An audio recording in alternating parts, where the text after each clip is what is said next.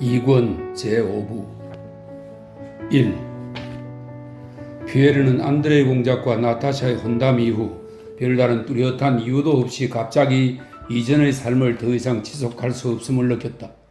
은인이 그에게 열어준 진리를 아무리 굳게 확신했다 해도 그가 그토록 열광적으로 빠져든 자기 완성의 내적 노동에 처음 몰입하던 무렵이 아무리 기쁨으로 넘쳤어도 안드레이 공작과 나타샤의 약혼 이후 그리고 거의 같은 시기에 소식을 받은 이오시프 알렉세예비치의 죽음 이후 예전의 삶은 돌연 그에게 모든 매력을 잃고 말았다.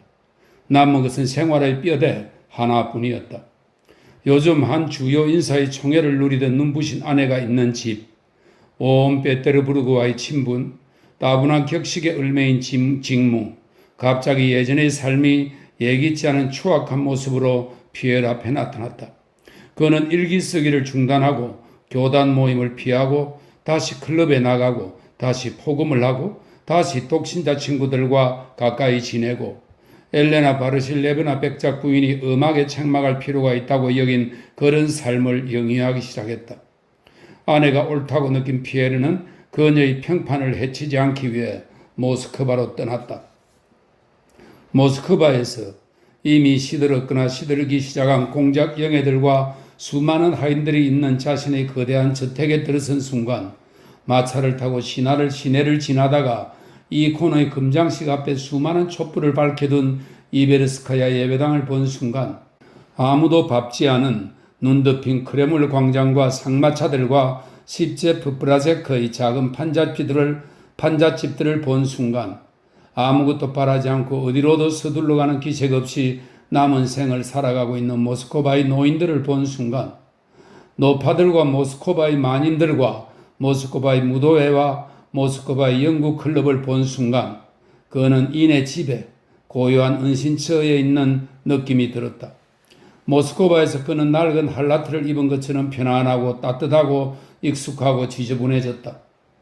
모스크바의 사교계는 노파부터 어린아이까지 모두 늘 자리를 준비해서 비워둔 채 오랫동안 기다리던 손님인 양 피에르를 맞았다.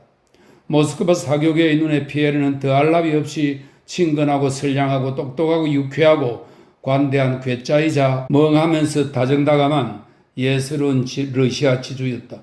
그의 지갑은 모든 이들을 위해 열리는 터여서 늘 비어 있었다.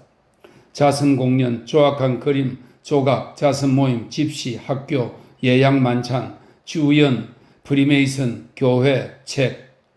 그는 누구도 무엇도 거절하지 않았다.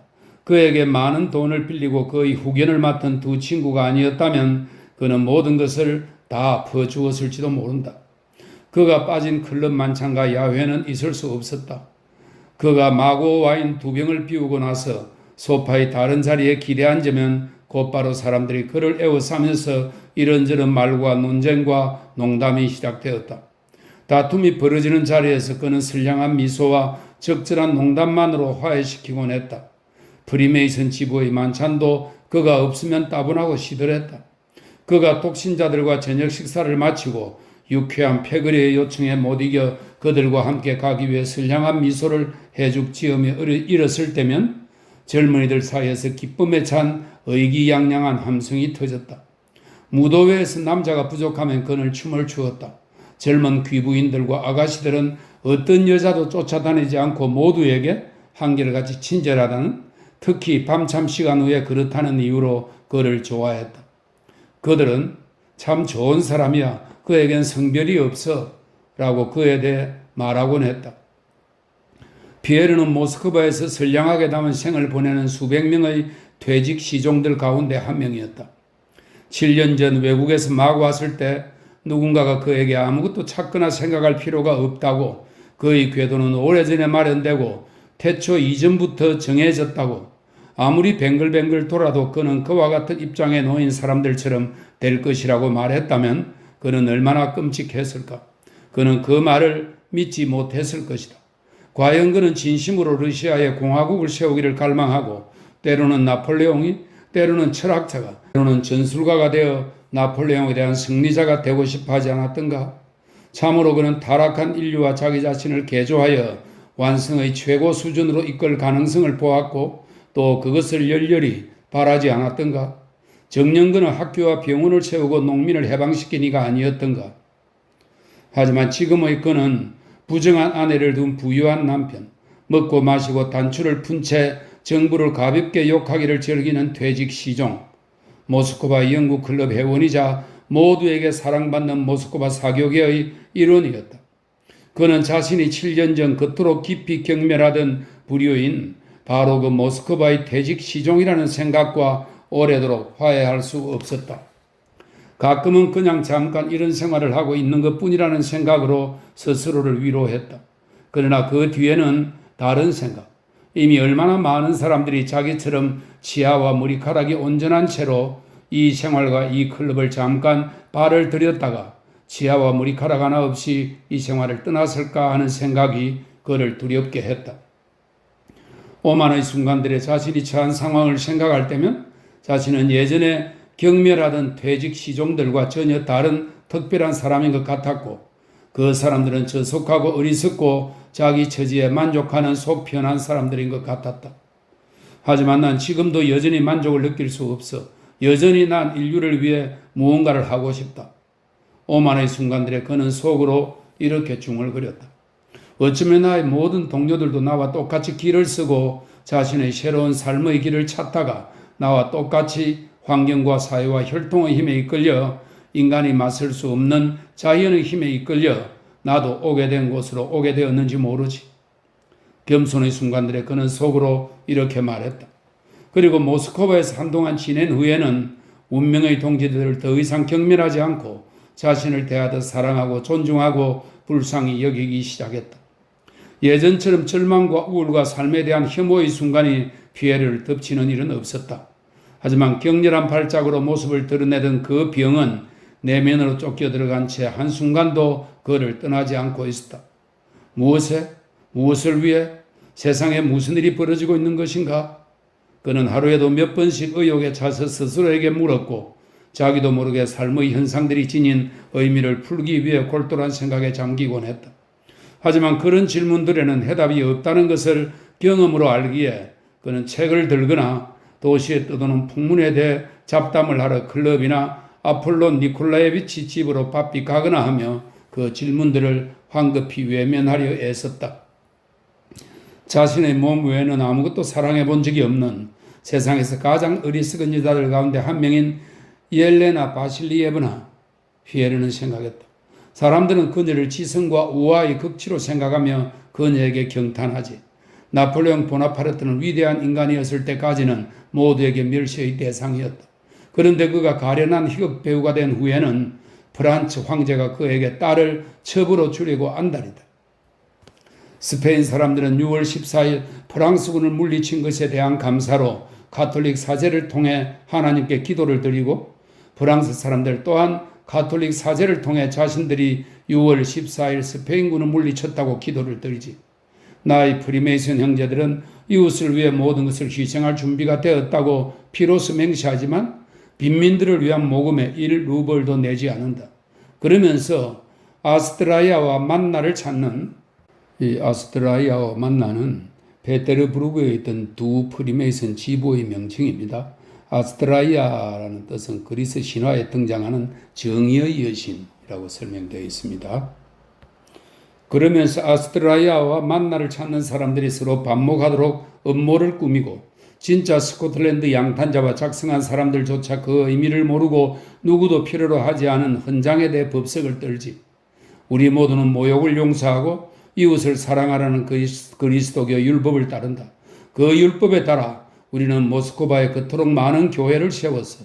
그런데 의지한 탈영병은 죽도록 채찍질을 당했고 바로 그 사랑과 용서의 율법의 종인 사제가 처형에 앞서 병사에게 십자가에 입을 맞추도록 했다. 피에르는 이런 생각들을 했다. 그러면 그가 아무리 익숙해졌어도 모두가 묵인하는 이 모든 전반적인 거짓이 마치 새로운 무언가인 양 매번 그를 놀라게 했다. 나는 이 거짓과 혼란을 이해한다. 그는 생각했다. 하지만 내가 이해하는 것을 그들에게 어떻게 말할 것인가 난 해보았다. 하지만 그들도 마음 깊은 곳에서는 나와 똑같이 깨달으면서도 그저 그 거짓을 보지 않으려 애쓴다는 사실만을 마주했을 뿐이다. 그래, 그럴 수밖에 없다. 하지만 난 대체 어디로 가야 하는가? 피에르는 생각했다.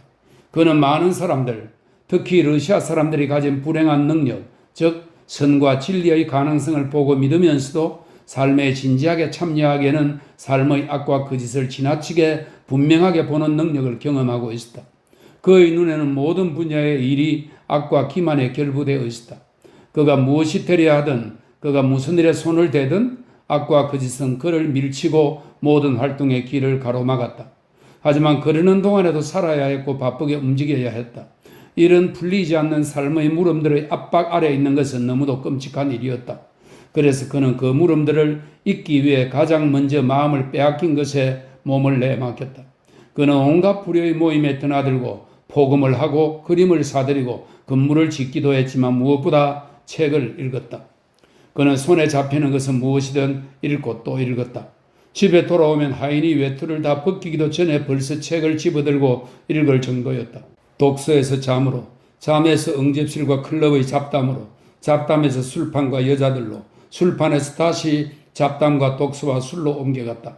그에게 술을 마시는 일은 점점 더 큰 육체적인 동시에 정신적인 요구가 되어갔다. 의사들이 비대해지는 몸에는 술이 위험하다고 말했지만 그는 심하게 포금했다. 자신도 어떻게 된 일인지 알아차리지 못하는 사이에 커다란 입에 술 몇 잔을 들이켜고 몸속에 도는 기분 좋은 따뜻함과 모든 이웃에 대한 다정함과 모든 사상에 대해 그 본질은 파고들지 않고 피상적으로 비평할 정신적 준비가 되었음을 느낄 때에야 그는 완전히 좋은 기분을 맛보았다. 포도주를 한두 병 마시고 나서야 예전에 자신을 두렵게 하던 삶의 복잡하고 무시무시한 매듭이 자신이 생각하다 그렇게 끔찍한 것이 아님을 어렴풋이 깨달았다. 머릿속이 웅웅 울리는 상태로 잡담을 나누고 대화를 듣거나 만찬과 야식 후 책을 읽으며 그는 끊임없이 그 매듭을, 그 어떤 일면을 보았다. 그러나 오직 술의 영향을 받을 때만 그는 이건 아무것도 아니야. 난 이걸 풀어낼 거야. 이제 난 해명할 준비가 되어 있어. 지금은 시간이 없을 뿐이야. 나중에 이 모든 것에 대해 곰곰이 생각해 보겠어. 하고 속으로 중얼거렸다. 하지만 그 나중은 결코 오지 않았다. 뱃속이 텅 빈 이른 아침이면 이전의 모든 질문들이 똑같이 풀리지 않는 무시무시한 것으로 나타났다. 그러면 피에르는 얼른 책을 집어들었고 누군가 자신을 찾아오면 기뻐했다. 이따금 피에르는 적의 포화가 쏟아지는 전쟁터에서 엄폐호 안에 있는 병사들은 할 일이 없을 때 위험을 좀 더 쉽게 견디기 위해 열심히 소일거리를 찾는다는 자신이 들은 이야기를 떠올렸다. 피에르에게는 모든 사람들이 삶으로부터 도피하는 그런 병사들로 보였다. 누구는 야망으로, 누구는 카드놀이로, 누구는 법률 작성으로, 누구는 여자로, 누구는 장난감으로, 누구는 말로, 누구는 정치로, 누구는 사냥으로, 누구는 술로, 누구는 국정 업무로. 하찮은 것도 중요한 것도 없어. 다 마찬가지야. 능력과 삶으로부터 달아나기만 하면 돼. 피에르는 생각했다. 그저 삶을, 이 무시무시한 삶을 보지만 않으면 돼. 2. 초교일에 니콜라이 안드레이치 폴콘스키 공작은 딸과 함께 모스크바로 왔다. 그의 과거 때문에, 그의 지성과 독창성 때문에, 특히 그 무렵 알렉산드르 1세의 통치에 대한 열광이 시들해졌기 때문에, 그리고 당시 모스크바를 지배하던 반프랑스적 애국주의의 기류 때문에 니콜라이 안드레이치 공작은 이내 모스크바 사람들에게 특별한 존경의 대상이자 모스크바 반정부 세력의 구심점이 되었다. 그해 공작은 부쩍 늙었다. 느닷없이 졸거나 시간상 최근의 사건은 잊고 오래전 일은 기억하고 어린아이 같은 허영심으로 모스크바 반정부 세력의 수장 역할을 맡는 등 노화의 뚜렷한 조짐들이 나타났다. 그럼에도 노인이 특히 저녁에 모피 외투와 분바른 가발 차림을 하고 차를 마시러 나가서는 누군가의 부추김으로 지난 시절에 대한 이야기를 띄엄띄엄 늘어놓거나 현재에 대한 신랄한 비판을 한층 더 띄엄띄엄 개진하기 시작할 때면 모든 손님들에게 한결같이 정중한 경의의 감정을 불러일으켰다. 커다란 몸거울과 혁명 이전의 가구들과 분바른 하인들이 딸린 고풍스러운 집 전체, 그리고 노인을 공경하는 얌전한 딸과 예쁘장한 프랑스 여자와 함께 지난 세기의 엄격하고 지적인 노인 자체가 방문객들에게 장엄하고도 기분 좋은 광경을 제공했다. 그러나 방문객들은 자신들이 주인 가족을 본 이 두세 시간 이외에도 그 집안의 은밀한 내적 삶이 흘러가는 22시간의 밤낮이 더 있다는 것을 생각하지 못했다. 그 내적인 삶은 최근 모스크바에서 마리아 공작 영예에게 몹시 힘겨워졌다. 모스크바에서 그녀는 리시의 고리에서 그녀에게 생기를 주던 하나님의 사람들과의 대화와 고독, 그러니까 자기 삶의 최고의 기쁨을 잃었다. 게다가 수도 생활의 유익과 기쁨도 전혀 누리지 못했다. 그녀는 사교계에 드나들지 않았다. 아버지가 자신이 함께 참석하지 않으면 그녀를 내보내지 않고 그 자신은 건강이 좋지 않아 외출하지 못한다는 것을 다들 알고 그녀를 만찬과 야외에 초대하지 않았다. 마리아 공작 영예는 결혼에 대한 희망을 완전히 내려놓았다. 그녀는 니콜라이 안드레이치 공작이 그들 집에 간혹 나타나던 구원자가 될지도 모를 청년들을 맞이하고 내쫓을 때의 냉담함과 저기를 보았다. 마리아 공작 영예에게는 친구가 없었다. 모스크바에 와서 그녀는 가장 가까운 두 사람에게 환멸을 느꼈다. 예전에도 온전히 진솔하게는 대할 수 없었던 마드모아젤 부리에는 이제 그녀에게 불쾌하게 느껴졌다. 마리아 공작 영예는 어떤 이유로 그녀를 멀리하기 시작했다. 모스크바에 있었고 마리아 공작 영예가 5년 동안 계속 편지를 보냈던 줄리는 개인적으로 다시 만났을 때 그녀에게 완전히 낯선 느낌을 주었다. 그 무렵 줄리는 오빠들의 죽음으로 모스크바에서 가장 부유한 신부감 중 한 명이 되면서 사교계의 즐거움에 한창 빠져 있었다. 그녀는 자신이 생각하기에 갑자기 그녀의 진가를 발견한 청년들에게 둘러싸여 있었다. 줄리는 나이 들어가는 사교계 아가씨들이 결혼할 마지막 기회가 왔다고, 지금이 아니면 자신의 운명은 영원히 풀리지 않을 것이라고 느끼는 시기에 접어들었다. 목요일마다 마리아 공작 영예는 편지를 써보낼 대상이 더 이상 없다는 사실을 떠올리며 서글픈 미소를 짓곤 했다. 줄리가 함께 있어도 전혀 즐겁지 않은 줄리가 이곳에 있어서 매주 만나기 때문이다. 일단 결혼하면 어디에서 밤을 보내야 할지 모를 것 같다는 이유로 수년간 밤을 함께 보낸 귀부인과 결혼하기를 거부하는 늙은 망명자처럼 그녀는 줄리가 이곳에 있어서 편지를 써보낼 대상을 잃은 것에 대해 애석해했다. 모스크바에서 마리아 공작 영예에게는 말을 나눌 사람도 슬픔을 털어놓을 사람도 없었다. 그리고 그 사이 새로운 슬픔이 많이 늘었다. 안드레이 공작이 돌아와 결혼할 시기는 다가오는데 아버지가 이를 위한 마음의 준비를 할 수 있도록 해달라는 그의 부탁은 실현되지 못했을 뿐 아니라 오히려 일이 더 엉망이 된 것 같았다. 늘 기분이 좋지 않던 노 공작은 로스토바 백작 영예의 이름을 듣기만 해도 벌컥 화를 냈다. 최근 마리아 공작 영예에게 더해진 새로운 슬픔은 6살 난 조카에게 공부를 가르치는 것이었다. 그녀는 니콜루시카를 대하는 자신의 태도에서 아버지의 성마른 기질을 발견하고 두려움을 느꼈다. 조카를 가르치는 동안 화를 내면 안 된다고 아무리 다짐해도 프랑스 철자 교과서 앞에 지시봉을 들고 앉기만 하면 그의 매번 더 빨리 더 쉽게 아이에게 자신의 지식을 쏟아붓고 싶어 안달하게 되었다. 아이는 고모가 금방이라도 화를 낼까봐 조금만 주의가 흐트러져도 고모가 바들바들 떨고 조급해하고 흥분하고 목소리를 높이고 때로는 조그만 자기 손을 끌고 가서 구석에 세울까봐 겁을 했다. 그녀는 아이를 구석에 세워놓은 뒤에 자신의 악하고 못된 본성에 괴로워하며 울었고 그러면 니콜루시아는 덩달아 울음을 터뜨리며 허락도 없이 구석에서 나와 그녀에게 다가가선 그녀의 젖은 손을 얼굴에서 떼어내며 그녀를 위로했다. 그러나 무엇보다 큰 슬픔은 언제나 딸에게로 향한 그리고 최근에는 잔혹할 정도로 심해진 아버지의 불같은 성격이었다. 차라리 아버지가 밤새도록 절을 하게 시켰다면, 차라리 그녀를 때리고 장작과 물을 나르게 했다면 그녀도 자기 처지가 괴롭다는 생각을 하지 않았을 것이다.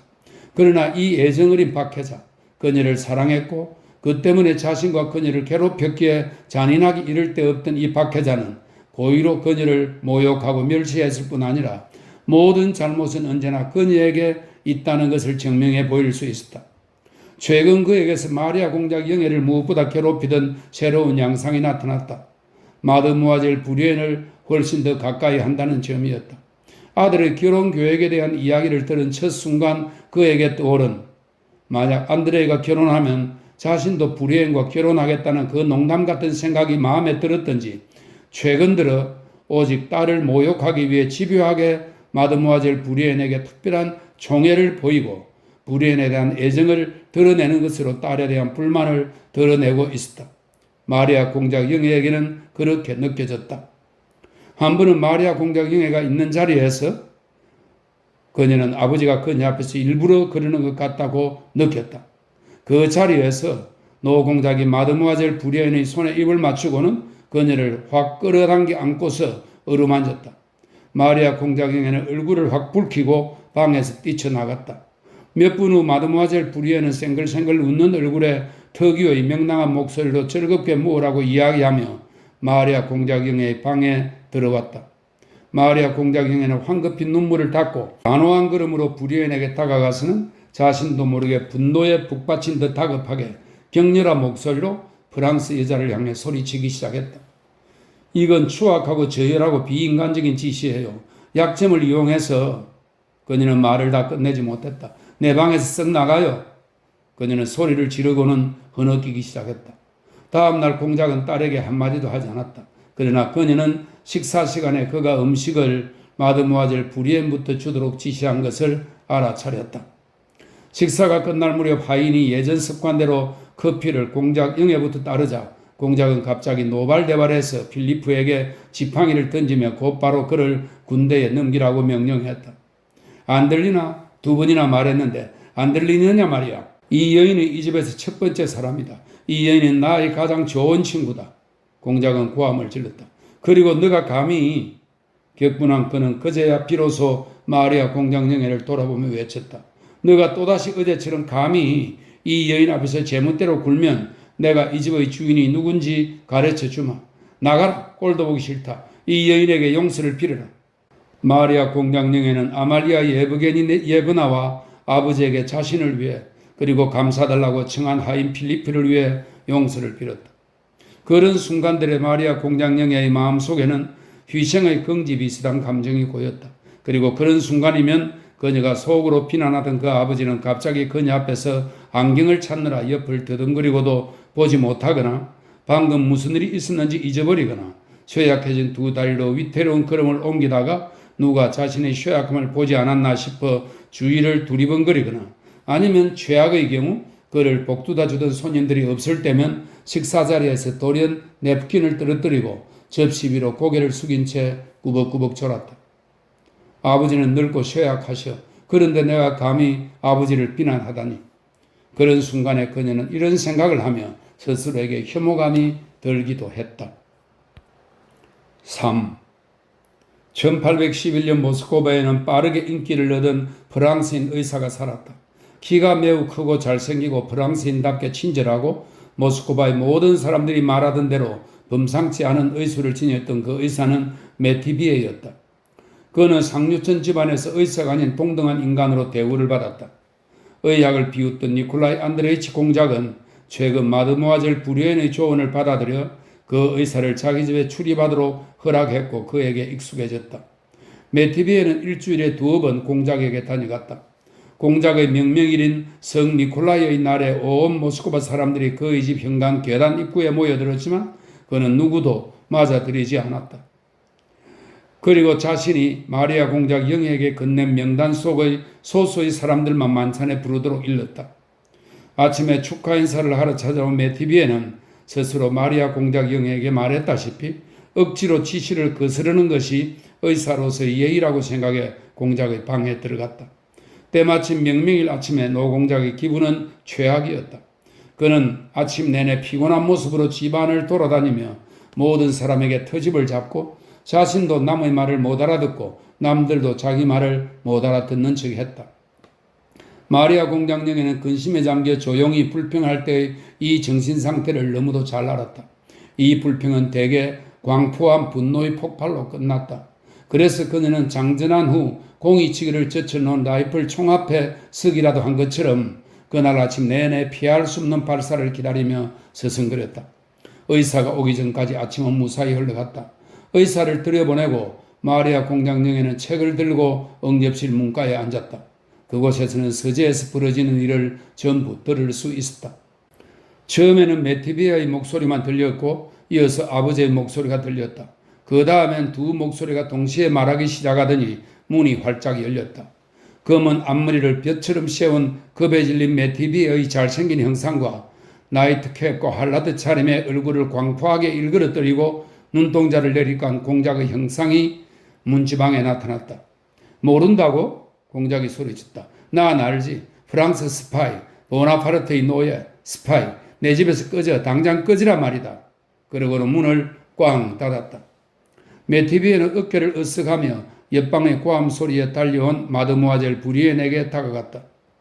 공장님은 지금 건강한 상태가 아닙니다. 담즙에 뇌충혈이에요. 걱정하지 마십시오. 내일 들르겠습니다. 매티비에는 이렇게 말하고는 손가락을 입술에 대고 허둥지둥 나갔다. 문 뒤에서 슬리퍼를 신은 발소리와 고함 소리가 들렸다.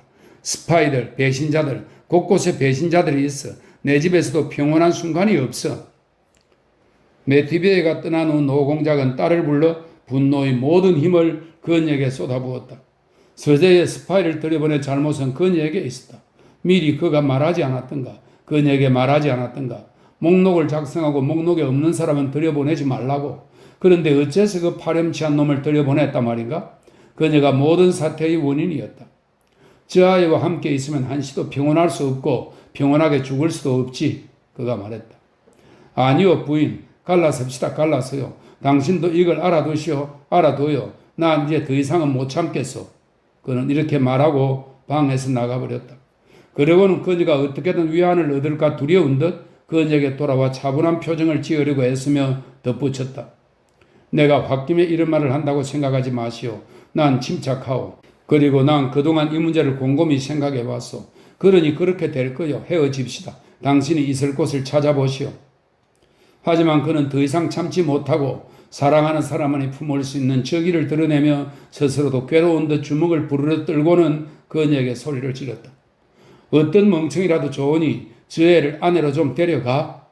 그는 문을 쾅 닫더니 마드모아젤 부리엔을 서재로 불러들이고 나서야 잠잠해졌다.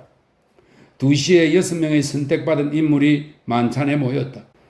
유명한 라스토친 백작, 로프인 공작과 그 조카, 공작의 옛 전우인 차트로프 장군, 그리고 젊은 사람으로는 피에르와 보리스 트루베츠코이였다. 그들은 응접실에서 노공작을 기다렸다. 며칠 전 휴가차 모스크바에 온 보리스는 니콜라이 안드레이치 공작을 소개받으려 했고 어떤 젊은 독심난도 집에 들이지 않던 공작이 그에게는 예외를 둘 만큼 비위를 맞추는 데 성공했다. 공작의 집은 사교계라 불리는 곳이 아니었다. 그러나 비록 도시에 소문은 나지 않았어도 그 속에 받아들여지는 것이 더 없는 영광으로 여겨지던 작은 모임이었다. 보리스는 일주일 전 그가 있는 자리에서 라스토친이 성 니콜라이 축일 만찬에 초대한 총사령관에게 자신은 참석할 수 없다고 말했을 때 이 사실을 알았다. 그날 나는 니콜라이 안드레이치 공작의 유골에 입을 맞추러 갑니다. 아, 그래, 그렇지. 총사령관이 대답했다. 그는 어떤가?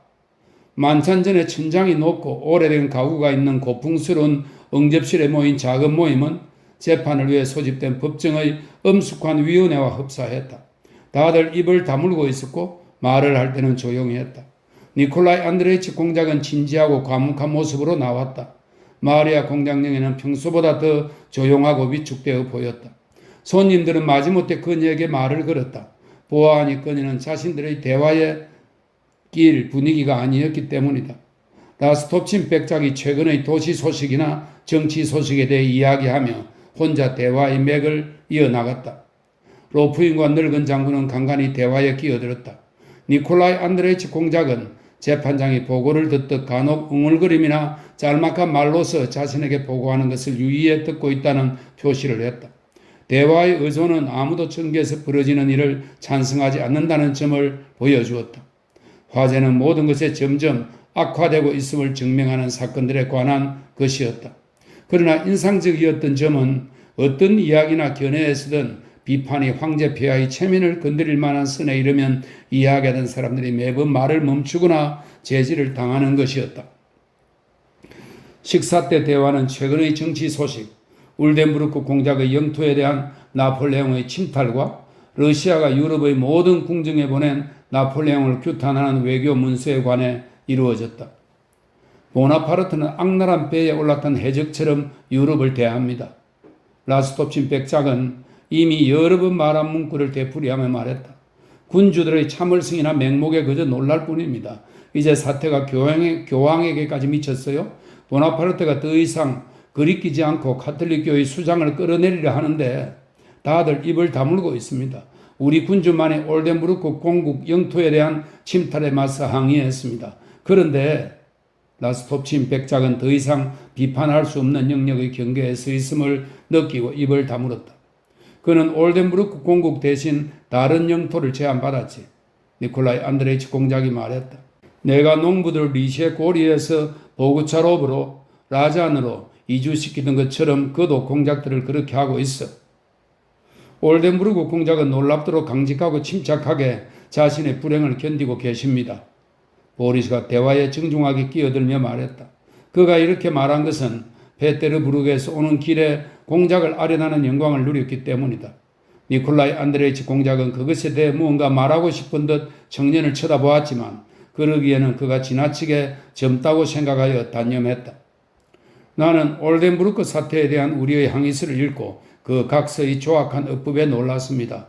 라스톱친 백작이 잘 아는 문제에 대해 논하는 사람의 무심한 어투로 말했다. 피에르는 왜 라스톱친이 외교 문서의 조악한 어법을 걱정했는지 이해가 되지 않아서 순진한 놀라움이 담긴 눈으로 그를 바라보았다. 각서가 어떤 식으로 쓰였든 상관없지 않습니까, 백작? 그 내용이 뛰어나다며 말입니다. 그가 말했다. 이 봐요.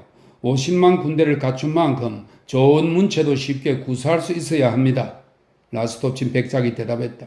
피에르는 왜 라스톱친 백작이 외교 문서의 어법에 신경을 썼는지 이해했다. 삼류 문필가들이 꽤 많아진 모양이야? 노공작이 말했다. 저기 페테르부르크에서는 모두가 글을 쓰지 외교 문서뿐 아니라 다들 새로운 법전을 저술하고 있네. 우리 안드루시아가 그곳에서 러시아를 위해 법전 한 권을 통째로 저술했어요. 요즘엔 누구나 쓴다니까? 그러고는 부자연스럽게 웃음을 터뜨렸다. 대화가 잠시 멎었다. 늙은 장군이 헛기침을 해서 사람들의 주의를 자신에게로 돌렸다. 최근 페테르부르크에서 사열식 때 있었던 사건에 대해 들으셨습니까? 신임 프랑스 공사가 얼마나 나서든지. 뭐라고? 그래, 들은 게 있네. 그자가 폐하 앞에서 거북한 말을 했다지? 폐하께서 척탄병 사단과 분열 행진에 공사의 주의를 돌리셨지요? 장군이 말을 계속했다. 그런데 공사는 전혀 관심을 보이지 않은 데다 우리 프랑스에서는 저런 시시한 것에는 관심을 두지 않습니다. 하고 감히 말했던가 봅니다. 폐하는 아무 말씀도 하지 않으셨습니다. 사람들 말이 다음 사열식 때 폐하께서는 그에게 한 번도 말을 걸지 않으셨답니다. 모두들 침묵했다. 군주의 개인사에 관한 이 사실에 대해서는 어떤 의견도 표명해서는 안 되었다. 건방진 놈들, 공작이 말했다. 메티비에를 아시는가? 오늘 그자를 내 집에서 쫓아냈네. 그가 여기 있었네. 내 방에 들인 거지. 내가 아무도 들이지 말라고 그토록 부탁했는데. 공작은 성난 눈길로 딸을 힐끗 쳐다보고 말했다. 그러고는 프랑스인 의사와 나눈 대화와 자신이 왜 메티비에를 스파이라고 확신했는지를 이야기했다. 그 이유들이 몹시 타당하지 않고 불분명했지만 아무도 반박하지 않았다. 구이 요리 다음에 샴페인이 나왔다. 손님들이 자리에 쓰려나 노 공작을 축하했다. 마리아 공작 영애도 그에게 다가갔다. 그는 그녀를 차갑게 사나운 눈초를 힐끔 쳐다보고는 깨끗이 면도한 주름진 한쪽 뺨을 내밀었다. 얼굴 표정은 그가 아침의 대화를 잊지 않았음을, 그의 결심은 이전과 다름없이 약해지지 않았음을, 단지 손님들 때문에 지금 그것을 그녀에게 말하지 않을 뿐임을 말하고 있었다. 응접실로 커피를 마시러 나온 노인들은 함께 앉았다. 니콜라이 안드레이치 공작은 더욱 활기를 띠고 눈앞에 닥친 전쟁에 대한 자신의 사고방식을 토로했다. 그는 말했다. 우리가 독일인들과 동맹을 추구하고 틸지트 평화조약에 얽매여 유럽의 정세에 계속 참견하면 보나파르트를 상대로 한 우리의 전쟁은 불행할 것이다. 오스트리아를 위해서도 오스트리아에 맞서서도 우리는 싸울 필요가 없다. 우리의 모든 정책은 동쪽에 있고 보나파르트에 대해서는 국경의 무장과 정책의 확고함만 있으면 된다. 그러면 그는 감히 1807년처럼 러시아 국경을 넘지는 못할 것이다. 공작, 우리가 어떻게 감히 프랑스인들과 싸우겠습니까? 라스톱친 백작이 말했다. 과연 우리가 우리의 선생들과 신들에 맞서 무기를 들 수 있겠습니까? 우리 젊은이들을 보십시오. 우리 귀부인들을 보세요. 우리의 신들은 프랑스인들이고 우리의 천국은 파리입니다. 그는 모두가 들으라는 듯 더욱 큰 소리로 말하기 시작했다. 의상도 프랑스식, 사고도 프랑스식, 감정도 프랑스식이지 않습니까? 당신은 메티비에를 프랑스인이고 무례한이라는 이유로 이곳에서 내쫓았지만 우리 귀부인들은 굽실대며 그의 뒤를 기어다닙니다. 어제 야외에 갔었는데 귀부인 5 중에 3이 가톨릭 신자이고 교황의 허락을 받아 일요일에는 자수를 놓더군요. 그런데 다름 아닌 그들이 점잖지 못한 말을 해서 죄송합니다만 대중목욕탕 간판처럼 거의 붙다시피 하고 앉아 있는 겁니다. 아이고 우리 젊은이들을 보라죠. 공작 쿤스트 카메라에서 이 쿤스트 카메라는 뾰토르 대제가 1714년 페테르부르크에 세운 자연사 박물관의 명칭입니다. 쿤스트 카메라에서 뾰토르 대제의 옛날 곤봉을 집어들고 러시아식으로 옆구리를 후려치면 어리석은 생각들이 전부 떨어져 나갈 텐데 말입니다. 모두 입을 다물었다. 노 공작은 얼굴에 미소를 띈 채 라스톱친을 바라보며 찬성의 뜻으로 고개를 끄덕였다. 그럼 안녕히 계십시오, 카카. 편찮으시면 안 됩니다. 라스톱친은 특유의 재빠른 동작으로 일어나 공작에게 손을 내밀며 말했다. 잘 가게 친구. 이 사람은 구슬리야.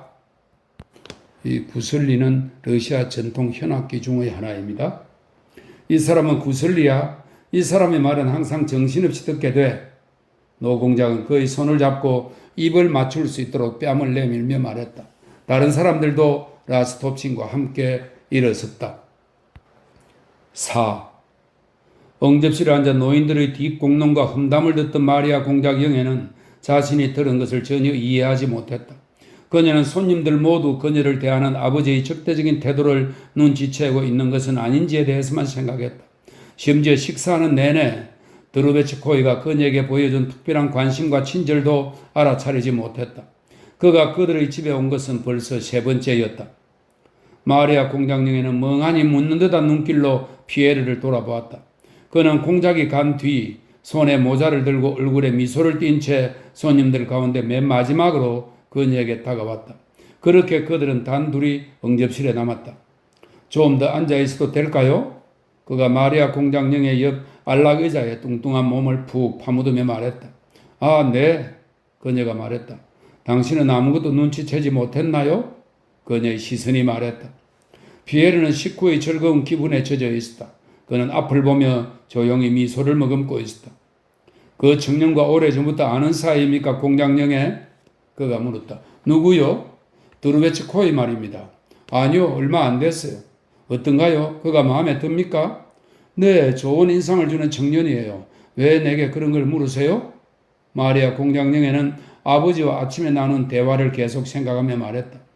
내가 관찰한 게 있기 때문이죠. 대개 청년들은 오로지 부유한 신부감과 결혼할 목적으로 페테르부르크에서 모스크바로 휴가를 옵니다. 그런 걸 관찰했다고요? 마리아 공작영애가 말했다. 네. 피에르는 빙그레 웃으며 말을 이어갔다. 그 청년도 지금 그렇게 행동하고 있어요. 부유한 신부감이 있는 곳에는 그도 있습니다. 난 책을 보다 그 사람을 훤히 읽고 있어요. 지금 누굴 공략할지 망설이고 있습니다. 당신으로 할지 마드모아젤 줄리 카라기나로 할지 말입니다. 그는 그녀를 꽤 눈여겨보고 있지요. 그가 그 집에 드나드나요? 네, 아주 자주요. 그런데 당신은 새로운 구애 방법을 알고 있습니까? 피에르는 일기에서 그토록 자책했던 악이 없는 조롱의 유쾌한 기분에 젖은 듯 유쾌한 미소를 지으며 말했다. 아니요, 마리아 공작령애가 말했다. 지금은 모스크바 아가씨들이 마음에 들려면 멜랑꼴이 해야 합니다. 그는 마드모아젤 카라기나 앞에서 굉장히 멜랑꼴이합니다. 피에르가 말했다. 정말이에요? 마리아 공작령애는 피에르의 선량한 얼굴을 바라보면서 자신의 슬픔에 대한 생각을 멈추지 않고 말했다. 내가 느끼는 모든 것을 누군가에게 과감히 털어놓으면 마음이 한결 가벼울 텐데 그녀는 생각했다. 그 사람에게 전부 말했으면 참 착하고 고결한 사람이잖아. 마음이 가벼워질 거야. 그가 내게 조언을 해준다면. 그와 결혼할 건가요? 피에르가 물었다. 아, 정말 백작. 누구하고든 결혼해버리고 싶은 순간들이 있어요. 갑자기 스스로도 예상치 못한 울음 섞인 목소리로 마리아 공작영애가 말했다. 아, 가까운 사람을 사랑하는데 슬퍼하는 것 말고는 그 사람을 위해 할 수 있는 게 아무것도. 그녀는 떨리는 목소리로 계속 말했다. 아무것도 없다고 느끼는 건 얼마나 힘든가요? 그걸 바꿀 수 없다는 걸 알 때는요. 그럴 때는 한 가지밖에 없어요. 떠나는 거예요. 하지만 난 어디로 떠나야 할까요? 왜 그래요? 무슨 일이에요, 공장령에? 그러나 공장령에는 채 말을 끝맺지 못하고 울음을 터뜨렸다. 내가 오늘 왜 이러는지 모르겠어요. 내 말 귀담아 듣지 말아요. 내가 당신에게 한 말은 잊어줘요. 피에르에게서 유쾌함이 싹 가셨다. 그는 공작영에게 이것저것 근심스레 물으며 다 말해보라고 자신에게 슬픔을 털어놓아 달라고 부탁했다.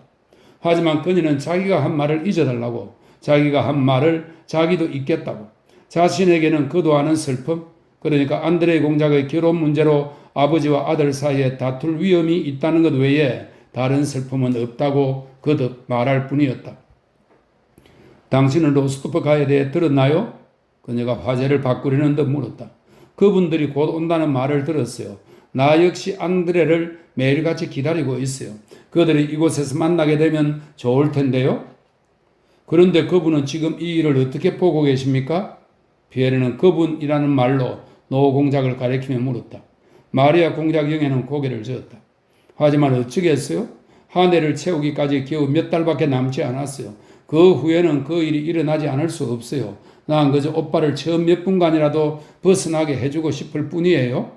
그분들이 어서 왔으면 싶어요. 그녀를 만나고 싶어요.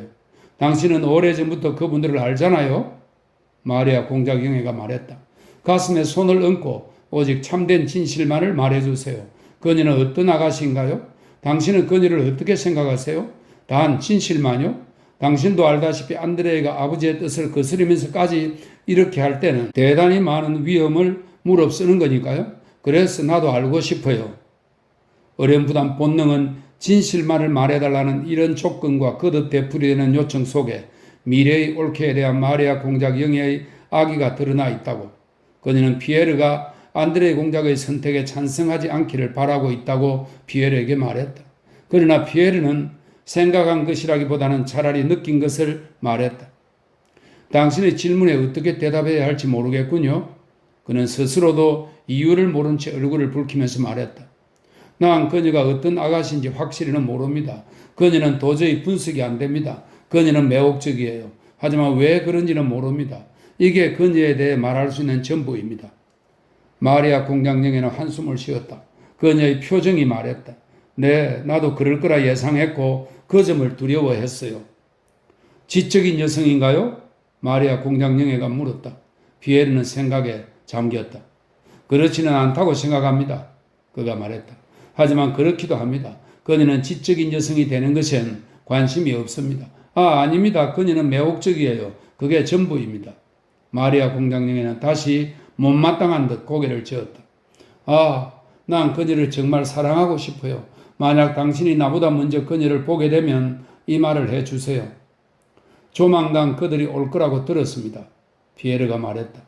마리아 공장령에는 로스토프가 사람들이 도착하면 미래의 올케와 친해지고 노 공작이 그녀에게 친숙함을 느끼도록 노력하겠다며 피에르에게 자신의 계획을 알려주었다.